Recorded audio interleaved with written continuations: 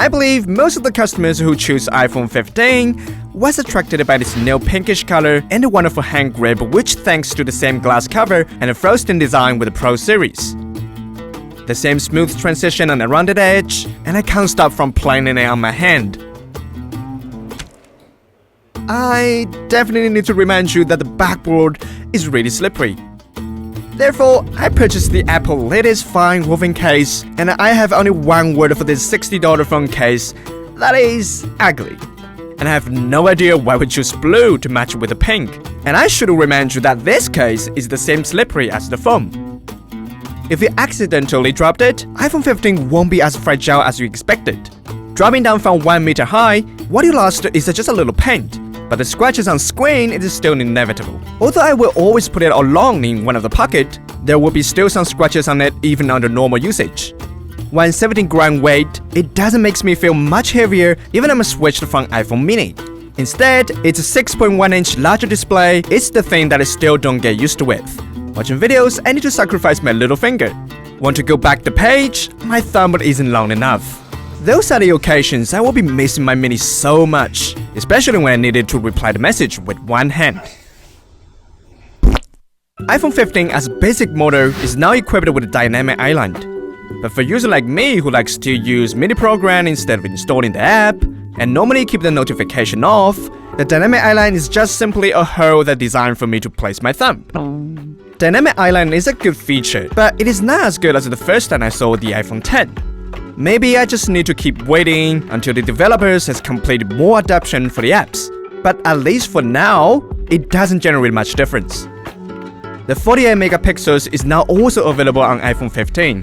And what attracts me most about iPhone 15 is the 48 megapixels dual camera. Although it is missing a telephoto lens, I could still have a lot of improvement on the image system by switching from 12 million to 48 million pixels. But I found out that it's not satisfying later on when I actually put it on use. Take some daily shots, the photo is sharp and textured. Take some portraits, it shows visualization and depth. But things are different when shooting complex background. When switched to telephoto lens, the picture quality is still acceptable, but once zooming further than 5 times, the quality will significantly decrease, although it is a camera that way better than 13 and 14.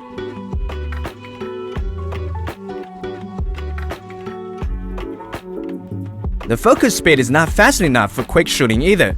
Many snapshots was resulting in ghost blur-like, and it comes with some weird white edges. Front selfie, the sharpening is still severe. Hair stands are clearly noticeable. Moreover, the visualization in portrait mode makes the photo looks like being photoshopped. The camera vision is a bit wide. It's easy to get messy with shooting at 1x daily photo. And I don't like the straight out photo without toning.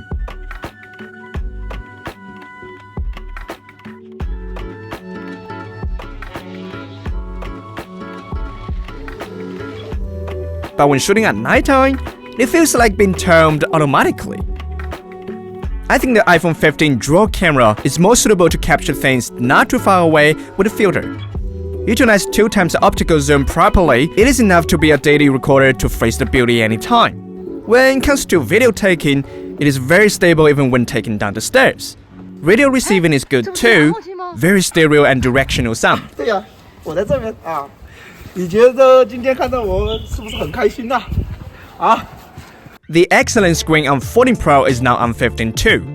1000 nits maximum brightness, 1600 nits, HDR 2000 nits peak brightness, but compared to my 800 nits 13 mini, there's no much difference in daily use. Compared to 14 Pro, there's no adaptive refresh rate and always display. It might be not friendly to those high refresh rate users, but no matter it's computer, laptop, or mobile phone, most of the occasions I wouldn't care about that. The 16-year-old Lightning port is now finally replaced by Type-C port. The Type-C port is obviously convenient, especially to accessories. Decoder? Check. Microphone? Check. Despite those conveniences, the Lightning port is still essential. Just like the micro USB device at home, it would take me at least 3 or 4 years to completely get rid of Lightning. So it can't be the reason for me to purchase. Not to mention, it is even a USB 2.0. I was surprised by the battery life at the beginning. A single charge is enough for daily moderate use, so I don't have to worry about it. And even if I run out the battery, I can just plug in the Type-C cable whichever is near to me. But what I was using before was a 3x charger day 30 mini, so you better not take my pre-section as the reference. If you went out at 8 o'clock in the morning, started taking pictures from 10 AM to 1 PM, there will be only 20% left. If you need to check the navigation or routines when traveling, then you probably need to charge it 2 times a day. But watching videos and playing games, the battery life is acceptable. Watching online 4K videos with full brightness, it consumed 6% battery in 20 minutes, and the backboard is just slightly heated up. I wonder if the existence of 15 is to show you how good is the 14 Pro, because the Type-C port you have on it is even a castrated version. If you want to use it as your daily phone, even a 256GB version would cost you $900. That price range is not in my comfort zone. It is too expensive considering it is just a basic line product of iPhone, but it is already the cheapest iPhone in 15 series. For me, the 48 million pixels main camera isn't something really shocks me. The dynamic eyeline is not pretty much useful to me either. The larger display did seduce me to use it more, but it also brought me more inconveniences when operating. I didn't much more money to upgrade to a phone which is not even a flagship, just for the Type-C port and a better battery life. I would rather choose the irreplaceable Mini. Design 8 points, beautiful macaron color finishing with a little transparency. It is looking good without case. Cash performance 6 points. The price is started from $800 all the way to $1,100, and that is so-called cheapest iPhone. Therefore, I personally recommend you the 14 Pro instead. Function 6 points, the main camera performance is not satisfying, the other functions has nothing to talk about. Accessibility 7 points, the reason we choose Apple hardware is mostly for its software. And last, we give iPhone 15 6.75 points as the subjective overall score.